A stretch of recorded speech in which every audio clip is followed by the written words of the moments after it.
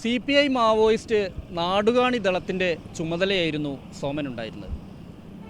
കഴിഞ്ഞ ദിവസം കനത്ത മഴയിൽ കാട്ടിൽ നിൽക്കാൻ പറ്റാതെ കാടിറങ്ങിയ മാവോയിസ്റ്റുകളിൽ രണ്ടുപേരായിരുന്നു സോമനും അതുപോലെ തന്നെ CPI മാവോയിസ്റ്റിൻ്റെ ദക്ഷിണ മേഖലാ കമാൻഡറായ CP മൊയ്തീനും.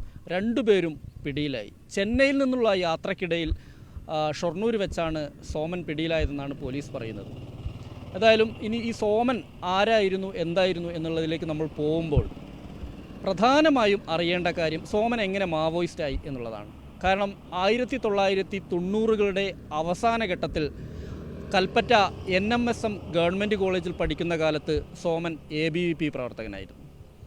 ABVP പ്രവർത്തകനായിരിക്കെ ഗുരുവിനെ കാണാൻ എന്നുള്ള അസാധാരണമായ വായനയും ഒപ്പം തന്നെ അറിവുമുള്ള ആളായിരുന്നു സോമൻ. അങ്ങനെ ഗുരുവിനെ കാണാൻ നാട് ചുറ്റുന്നു, രാജ്യം ചുറ്റുന്നതിനിടയിലുണ്ടായ മോശമായ അനുഭവത്തിൽ നിന്നാണ് സോമൻ ഈ ഒരു സംഘപരിവാറിനോടുള്ള അനുഭവം വിടുന്നത്. അതായത് RSSൻ്റെ ബൈടെക് പരിശീലനം ഉൾപ്പെടെ കഴിഞ്ഞിട്ടുള്ള ഒരാളായിരുന്നു സോമൻ. അങ്ങനെ RSSനോടുള്ള അനുഭാവം മാറുകയും പിന്നീട് DYFIയുമായി ബന്ധപ്പെട്ട് പ്രവർത്തിക്കുകയും ചെയ്തിരുന്നു. ഈ കാലയളവിലാണ് സോമൻ നോട്ട്ബുക്കും പേനയും ഓരോ ബസ്സുകളിലും കൊണ്ടുപോയി വിളിച്ചു പറഞ്ഞുകൊണ്ട് വിൽപ്പന നടത്തിക്കൊണ്ടിരുന്ന ആളായിരുന്നു. അടിവാരം, അതായത് താമരശ്ശേരി അടിവാരത്ത് നിന്ന് കൽപ്പറ്റയിലേക്കുള്ള ബസ്സുകളിൽ തിരിച്ചു മറിച്ചു സോമൻ അങ്ങോട്ടും ഇങ്ങോട്ടും യാത്ര ചെയ്തുകൊണ്ടായിരുന്നു ഈ വിൽപ്പന നടത്തിയിരുന്നത്.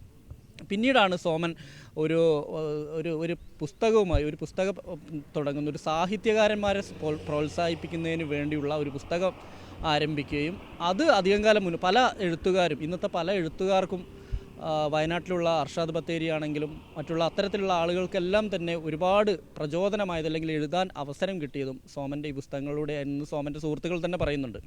ആ സോമൻ പിന്നീട് അത് പിന്നീട് അധികം കാലം മുന്നോട്ട് പോയില്ല. സോമനും സുഹൃത്തായ രാജേഷും തമ്മിൽ ചില അഭിപ്രായ വ്യത്യാസങ്ങളെ തുടർന്ന് ആ പ്രസിദ്ധീകരണം നിർത്തി. അതിനുശേഷം ഞായറാഴ്ച പത്രം എന്ന ഒരു പത്രവുമായി സോമൻ ഇറങ്ങി. അതിൽ നിന്ന് ഒരുപാട് സാമ്പത്തിക സഹായം, സ്വകാര്യ ഫിനാൻസുകളിൽ നിന്നെല്ലാം തന്നെ കടമെടുത്തുകൊണ്ടാണ് സോമൻ അങ്ങനെ തുടങ്ങുന്നത്. പക്ഷേ അത് പിന്നീട് വലിയ നഷ്ടത്തിലേക്ക് കൂപ്പുകുത്തി. അങ്ങനെ സോമൻ്റെ വീടുൾപ്പെടെ ജപ്തി ചെയ്യാൻ വരുന്നൊരവസ്ഥയിലേക്ക് മാറിയതോടുകൂടി സോമനെ അന്ന് സംരക്ഷിക്കാൻ ഒരു വിഭാഗം, അന്ന് വയനാട്ടിൽ നമുക്കറിയാം ഒരു ജപ്തി വിരുദ്ധ അല്ലെങ്കിൽ ബ്ലേഡ് വിരുദ്ധ ശക്തികൾക്കെതിരെ ഒരു പോരാട്ടം നടത്തിയിരുന്ന പോരാട്ടം എന്ന സംഘടന, അതായത് നക്സൽ അനുഭാവമുള്ള പോരാട്ടം എന്ന സംഘടന രംഗത്ത് വരുന്നു. പിന്നീട് സോമൻ പോരാട്ടത്തിൻ്റെ പ്രവർത്തകനായി മാറുന്നു. പിന്നീട് നടന്ന ബ്ലേഡ് വിരുദ്ധ സമരങ്ങളിലെല്ലാം തന്നെ സോമൻ മുൻപന്തിയിലുണ്ടായിരുന്നു. ഇതിനിടയിൽ എഴുത്തിൻ്റെ വഴികളുമായി മുന്നോട്ട് പോയി. മാധ്യമ സ്ഥാപനങ്ങളിൽ മാധ്യമപ്രവർത്തകരുമായി അടുത്ത ബന്ധം സ്ഥാപിച്ചു.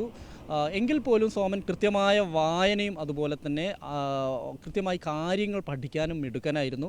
അങ്ങനെ ലാൽ സലാം എന്ന് പറഞ്ഞുകൊണ്ട് P കുഞ്ഞിക്കണ്ണൻ, അതായത് ആദ്യകാലത്ത് വയനാട്ടിലേക്ക് കുടിയേറി CPMനെ, അതായത് തോട്ടം മേഖലയിൽ പാർട്ടി വളർത്താൻ നിയോഗിക്കപ്പെട്ട ആളായിരുന്നു P കുഞ്ഞിക്കണ്ണൻ. കുഞ്ഞിക്കണ്ണൻ്റെ കുഞ്ഞിക്കണ്ണൻ്റെ ജീവിതം പറയുന്ന ലാൽ സലാം എന്ന പുസ്തകം മുണ്ടക്കയം ഗോപിയും കോയാമു കുന്നത്തും ചേർന്നാണ് എഴുതിയത്. പക്ഷേ അവർ പറഞ്ഞു കൊടുക്കുകയും പൂർണ്ണമായും അത് എഴുതി പൂർത്തിയാക്കിയത് സോമനായിരുന്നു.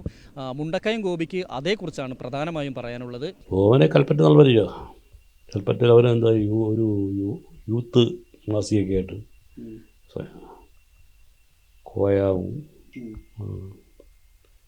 അപ്പോൾ അന്ന് പരിചയപ്പെട്ട അവനെ ഒരു മിറർ, എന്താ പേര്, ഞായറാഴ്ച പത്രം. അതും കഴിഞ്ഞിട്ട് ഒരു 10-50 കോപ്പി വിതരണം ചെയ്യും. അതിനകത്ത് ഒരു ആർട്ടിക്കിൾ ഞാൻ എഴുതി ചെയ്തു.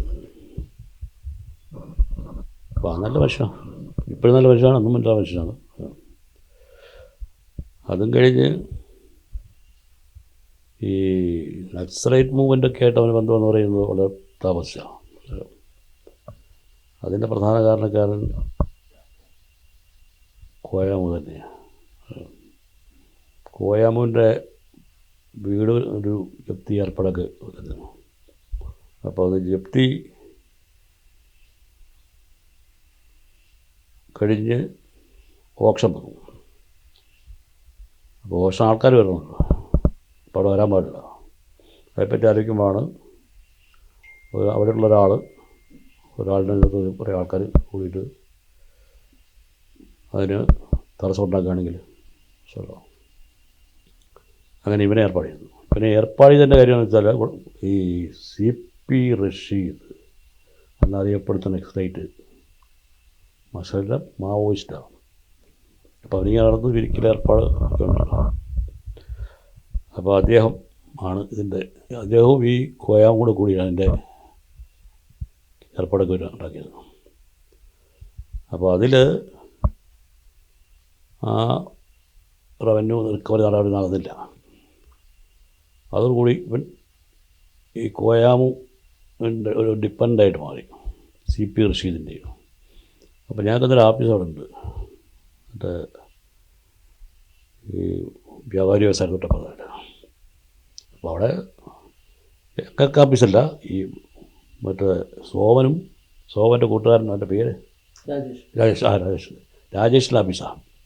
അപ്പോൾ രാജേഷിനെ അവിടുന്ന് ഈ കോയാമും എങ്ങനെയൊക്കെയോ ഒഴിവാക്കി. അതിനകത്ത് 10 പൈസ കൊടുക്കാതെ അങ്ങനെ സ്വഭാവം. അപ്പോൾ ഞങ്ങളെല്ലാം അവിടെ കൂടും. അപ്പം നാട്ടിലുള്ള മുഴുവൻ പത്രക്കാർ വരും, എല്ലാത്തരം ഈ നല്ലൊരു കൂട്ടക്കാരെല്ലാം അവിടെ ഉണ്ടാവും. ചില സ്മോളിക്കലും മറ്റേർപ്പാടൊക്കെ ആയിട്ട്. അപ്പോൾ ഇവനും അവിടെ ഉണ്ട്, ഇവൻ മദ്യപിക്കൊന്നുമില്ല. അപ്പോൾ ഇവൻ അത്യാവശ്യം ഇല്ല, എഴുതുകയല്ല, പറഞ്ഞു കൊടുത്തായിരുന്നു, സ്വന്തമായിട്ട് എഴുതില്ല.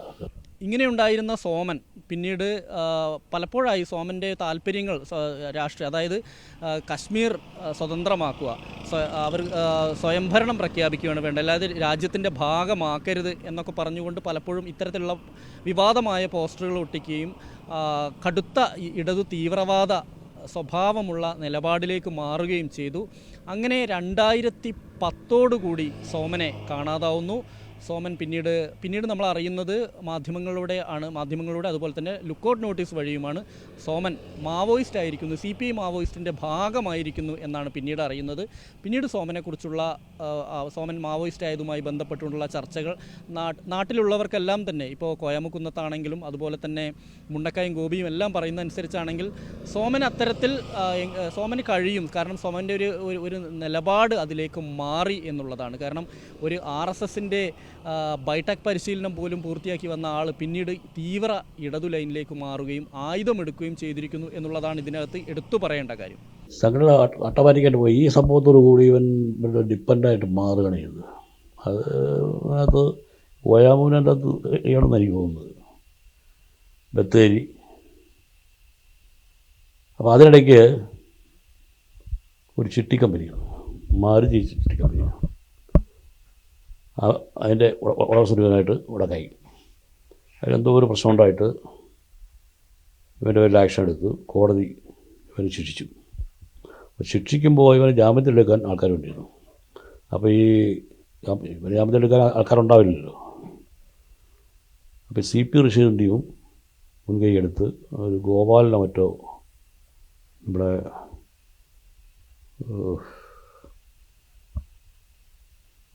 ഇവിടെയുള്ള കൽപ്പറ്റല്ല, മറ്റേ ബത്തേരിക്കപ്പുറം ഉള്ളൊരു ഗോപാലിന് മറ്റോ, ഗോപാൽ സ്ഥിരമായിട്ട് ഇതിൻ്റെ ജാമ്യം എടുക്കുന്ന ഒരാളാണ്. അങ്ങനെ ഗോപാൽ വേറൊരാൾ വിളിച്ചു ജാമ്യം എടുത്തു.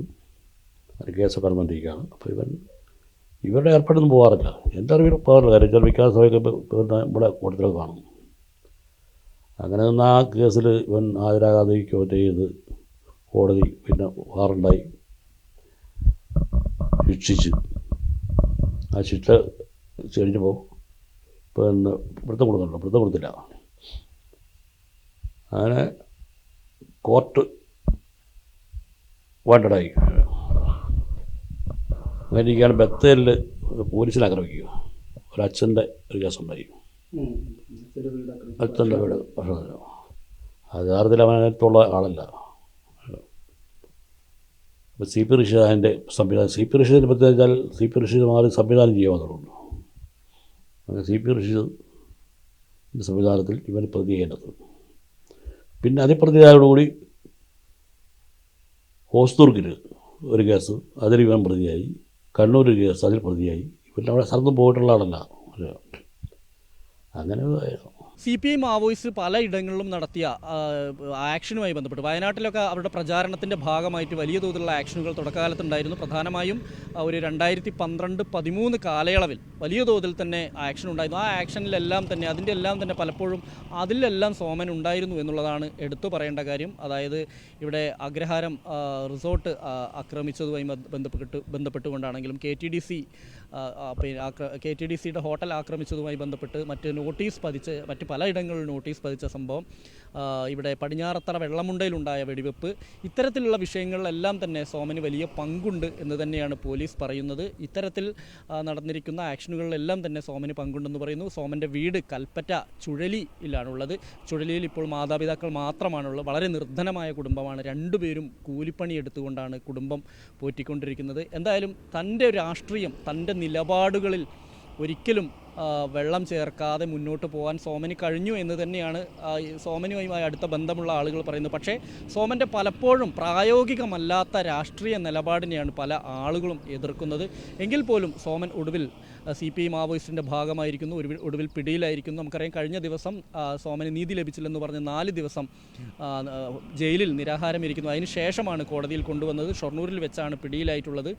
എന്തായാലും ഇനിയൊരു വിപ്ലവത്തിന്, അതായത് നമുക്കറിയാം പുതിയ കാലത്തെ വിപ്ലവം കാട്ടിലിരുന്നു കൊണ്ട് ചെയ്യേണ്ടതല്ല, ജനകീയമായി ജനങ്ങളെ സംഘടിപ്പിച്ചുകൊണ്ടാണ് എന്നുള്ള അതിന് വിപരീതമായി തന്നെ നിലകൊള്ളാൻ തന്നെയാണ് സോമന് താല്പര്യം എന്നുള്ളതാണ്. അതുകൊണ്ട് തന്നെയാണ് സോമൻ ഇങ്ങനൊരു നിലപാടിലേക്ക് മാറുകയും ചെയ്തിട്ടുള്ളത്. എന്തായാലും സോമൻ്റെ കഥ അതാണ്. വയനാട്ടുകാർക്ക് സോമനെ അറിയാം. പ്രത്യേകിച്ച് കൽപ്പറ്റയിലെ സായാഹ്നങ്ങളിലെല്ലാം തന്നെ പല തരത്തിലുള്ള പേന വിൽപ്പനയും നോട്ട്ബുക്ക് വിൽപ്പനയും പുസ്തക വിൽപ്പനയും അതുപോലെ തന്നെ പുസ്തകം എഴുതിയുമൊക്കെ സജീവമായിരുന്നൊരു ചെറുപ്പക്കാരനാണ് പിന്നീട് മാവോയിസ്റ്റായി മാറുകയും അത്തരത്തിലുള്ള ഒരു ആശയത്തിൽ ആകർഷ്ടനായി നാടുവിടുകയും ചെയ്തത്. ക്യാമറാമാൻ അഖിൽ ഒട്ടുപാറയ്ക്കൊപ്പം S. വിനേഷ് കുമാർ, News 18 വയനാട്.